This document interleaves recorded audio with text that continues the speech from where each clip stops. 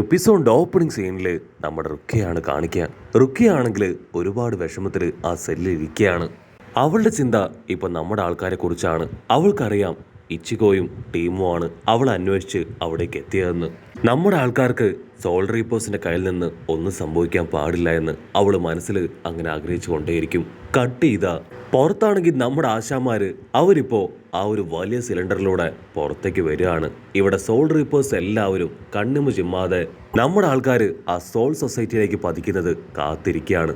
അവരെ പ്രൊട്ടക്ട് ചെയ്തിരുന്ന ആ ഒരു ബോൾ തകർന്ന് അവര് 4 പേരും ഇപ്പൊ 4 വഴി പോയി അട്ടിച്ചു വീഴുകയാണ്.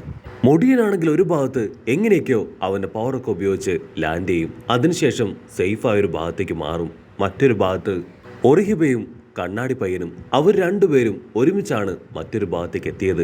കണ്ണാടി പയ്യന് നല്ല പവർ ഉള്ളതുകൊണ്ട് തന്നെ അവന്റെ പവർ അത് വേണ്ടതുപോലെ ഉപയോഗിച്ച് ബാലൻസ് ചെയ്താണ് അവൻ ഒറിഹിബയെ കൂടെ സേവ് ചെയ്ത് വേറൊരു ഭാഗത്തെത്തുക. ഇവിടെ കണ്ണാടി പയ്യനും ഒറിഹിബയും അവർ നിലത്ത് വീണതുകൊണ്ട് തന്നെ ഒറിഹിബയുടെ കയ്യിൽ കുറച്ച് പരുക്കുകളൊക്കെ പറ്റുകയാണ്. അവൾ വേദനയിൽ കരയാനായിട്ട് തുടങ്ങും. കണ്ണാടി പയ്യനാണെങ്കിൽ അത് കണ്ട് ഒരുപാട് വിഷമവും ടെൻഷനൊക്കെ തോന്നും. അവനൊരു മെഡിക്കൽ കിറ്റൊക്കെ പുറത്തെടുത്ത് അവളുടെ മുറിവിൽ ബാൻഡേഡ് ഇടാനായിട്ട് ശ്രമിക്കുകയാണ്. അതിനവൾ പറയും, എനിക്ക് കുഴപ്പമൊന്നുമില്ല, ഇതിന്റെ ആവശ്യമൊന്നുമില്ല. അപ്പോൾ അവിടുന്ന് അങ്ങനെ സൂം ഔട്ട് ചെയ്ത് നമ്മുടെ മുടിയനും ബ്രദറും അവർ രണ്ടുപേരും ഇപ്പോഴും ലാൻഡ് ചെയ്തിട്ടില്ല. ബ്രദർ ആണെങ്കിൽ അവന്റെ പവറൊക്കെ ഉപയോഗിച്ച് അടിച്ച പണി 18 ശ്രമിച്ചാണ് ഒന്ന് സ്മൂത്ത് ആയിട്ട് നിലത്ത് ലാൻഡ് ചെയ്യുക. പക്ഷെ എന്താ അവര് മണ്ണിന്റെ അടിയിലേക്ക് പോഴ്ന്നു പോവാണ്. കുറച്ച് സെക്കൻഡുകൾക്കകം തന്നെ അവർ രണ്ടുപേരും മണ്ണിൽ നിന്ന് പുറത്തേക്ക് വരും. വായിലും മൂക്കിലും ഒക്കെ മണ്ണ് അവരത് പുറത്തേക്ക് തുപ്പും. അപ്പോൾ പോയ ഹീറോ ആണെങ്കിൽ അവനോട് ദേഷ്യപ്പെടുകയാണ്. You are unbelievable. ഇങ്ങനെയാണോ നീ ഒരാളെ സേവ് ചെയ്യണേ? എന്റെ വായിലും മൂക്കിലും പറയാൻ പറ്റാത്ത പലയിടങ്ങളിലും മണ്ണ് കയറിപ്പോയി. ഒരല്പം കൂടെ വൈകിയായിരുന്നെങ്കിൽ തീർച്ചയായിട്ടും ശ്വാസം മുട്ടി ഞാൻ വടിയായി പോയേനെന്ന് ഹീറോ അവന്റെ അടുത്ത് പറയും. അത് കേട്ട ബ്രദർ ആണെങ്കിൽ ദേഷ്യപ്പെട്ട് പറയും, നിന്നെ കൊണ്ട് പറ്റുമായിരുന്നെങ്കിൽ നിനക്ക് ഒറ്റയ്ക്ക് ലാൻഡ് ചെയ്താൽ പോരായിരുന്നോ? എന്തിനാ വെറുതെ സഹായം നീ ചോദിച്ച് രണ്ടുപേരും 50 പറഞ്ഞ് 100 പറഞ്ഞ് പൊരിഞ്ഞ അട്ടിയിടി ബഹളം. നമ്മുടെ ആൾക്കാരുടെ ഈ ബഹളമൊക്കെ കേട്ട് 2 സോൾ റീപ്പേഴ്സ് അവിടേക്ക് കടന്നു വരികയാണ്. ഇച്ചിഗോയും ബ്രോയെയും അവർ രണ്ടുപേരെ കാണേണ്ട താമസം അവർ സന്തോഷത്തില്. ഇതിനാണ് നമ്മൾ ഇത്രയും നേരവും കാത്തിരുന്നത്. കറക്റ്റ് ആൾക്കാരെ തന്നെ നമ്മുടെ കയ്യിൽ കിട്ടിയെന്ന് പറഞ്ഞ് അതിലൊരു മൊട്ടയാണെങ്കിൽ ഡാൻസ് ചെയ്യാനായിട്ട് തുടങ്ങും. അപ്പം ഡാൻസ് ചെയ്യുന്ന കണ്ട് നമ്മുടെ ആൾക്കാർ അവിടേക്ക് തന്നെ നോക്കുകയാണ്.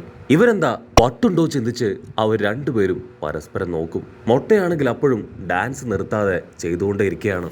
ആ ബ്രോ ആണെങ്കിൽ ഇപ്പൊ നമ്മുടെ ഹീറോയോട് പറയും, ശബ്ദം ഉണ്ടാക്കരുത്, നമുക്ക് 2 പേർക്കും ഈ ഗ്യാപ്പിൽ ഇവിടുന്ന് രക്ഷപ്പെട്ടു പോവാം. പക്ഷെ ഹീറോ ആണെങ്കിൽ അതിന് സമ്മതിക്കില്ല. എന്നെ കൊണ്ട് പറ്റില്ല, എനിക്ക് ഇവരോട് 2 പേരോടും ഫൈറ്റ് ചെയ്യണം, ഫൈറ്റ് ചെയ്ത് തോൽപ്പിച്ച് എനിക്ക് ജയിക്കണം. ബ്രദർ ആണെങ്കിൽ അവനോട് റിക്വസ്റ്റ് ചെയ്യും, പ്ലീസ്, നമ്മൾ ഇവിടേക്ക് വന്നത് ഫൈറ്റ് ചെയ്യാനല്ല, നിന്റെ ഫ്രണ്ട് റുക്കിയെ രക്ഷപ്പെടുത്താനാണ്. പക്ഷെ ഹീറോ ആണെങ്കിൽ അത് മൈൻഡ് പോലും ചെയ്യാതെ അവരോട് ഫൈറ്റ് ചെയ്യാനായിട്ട് തുടങ്ങും.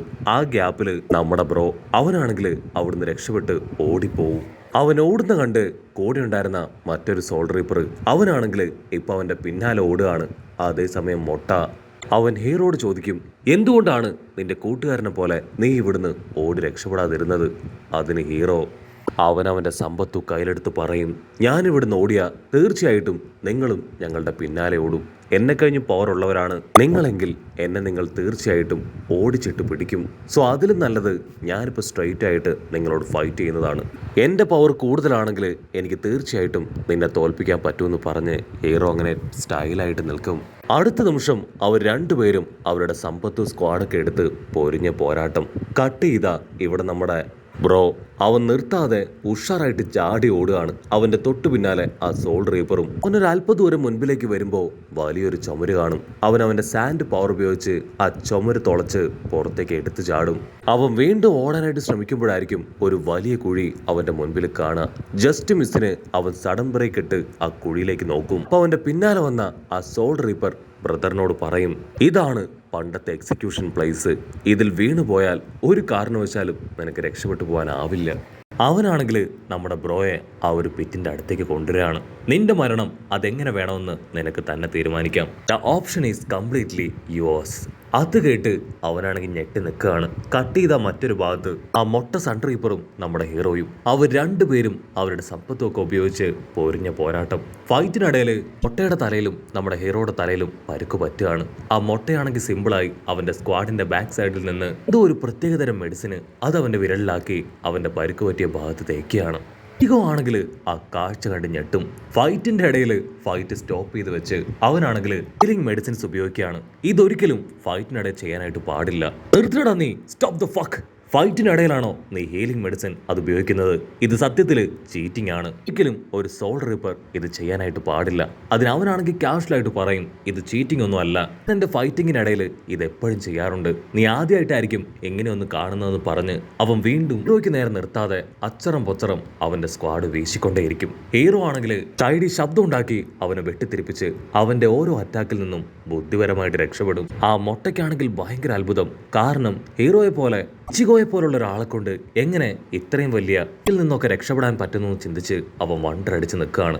സത്യത്തിൽ നിന്റെ മാസ്റ്റർ ആരാണ്? ഇച്ചിഗോ പറയും, എന്റെ മാസ്റ്റർ നിസ്സാരക്കാരനല്ല, വെറും 10 ദിവസം മാത്രമാണ് അദ്ദേഹം എനിക്ക് ട്രെയിനിങ് തന്നിട്ടുള്ളത്. അദ്ദേഹത്തെ എനിക്ക് ഒരുപാട് നാളത്തെ പരിചയമൊന്നുമില്ല, വളരെ കുറച്ചു കാലത്തെ പരിചയം മാത്രമേ ഉള്ളൂ. അദ്ദേഹം മറ്റാരുമല്ല, ഷാൽ ഉരഹര. അവനത് പറയേണ്ട താമസം മൊട്ട അത് കേട്ട് ഞെട്ടുകയാണ്.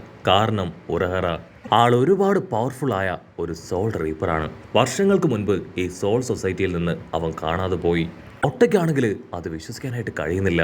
ഓ, നീ ഉരഹരയുടെ ശിഷ്യനാണല്ലേ, ഞാൻ നിന്നെ അണ്ടർ എസ്റ്റിമേറ്റ് ചെയ്തു, ഇനി ഫൈറ്റ് അത് വേറെ ലെവലിലേക്ക് പോകുന്നു പറഞ്ഞ് മൊട്ടയാണെങ്കിൽ അവന്റെ ഫുൾ സ്ട്രെങ്ത് എടുത്ത് ഇച്ചിഗോയുമായിട്ട് പൊരിഞ്ഞ പോരാട്ടം. ഫൈറ്റിന്റെ ഇടയിൽ ആ മൊട്ട അവൻ സ്പീർ പോലുള്ള എന്തോ ഒന്ന് കയ്യിലെടുക്കും. വലിയൊരു ലൈറ്റ് അത് പുറത്തേക്ക് വരുമ്പോ അവൻ ഹീറോയെ നോക്കി ചിരിച്ചു പറയും, എന്റെ പേരാണ് പിക്കാഗു, ഞാൻ 11th ഡിവിഷനിലെ ഒരു മെമ്പറാണെന്ന് പറഞ്ഞ് അവൻ ആ സ്പീറുമായിട്ട് ഹീറോയ്ക്ക് നേരെ ഊട്ടി അടുക്കും. അവൻ ക്ലോസ് എത്തേണ്ട താമസം ഹീറോ അവന്റെ സമ്പത്ത് വെപ്പൻ ചോദിച്ച് ആ സ്പിയറിൽ ആഞ്ഞു വെട്ടി അതിനെ ബ്ലോക്ക് ചെയ്യാണ്. പക്ഷെ അടുത്ത നിമിഷം ഹീറോയെ പോലും ഞെട്ടിച്ചുകൊണ്ട് ആ ഒരു സ്പിയർ അത് നുഞ്ചാക്ക് പോലെ അങ്ങനെ വളഞ്ഞൊടിഞ്ഞ് കയ്യിലും കാലിലും ബോഡിയിലൊക്കെ ആഞ്ഞടിക്കുകയാണ്. ആ ഒരു അടിയിൽ വീണ്ടും ഹീറോയുടെ ബോഡിയിൽ ഒരുപാട് പരുക്കുകളൊക്കെ പറ്റി അവനങ്ങനെ ചോര തുളുമ്പി നിൽക്കുകയാണ്.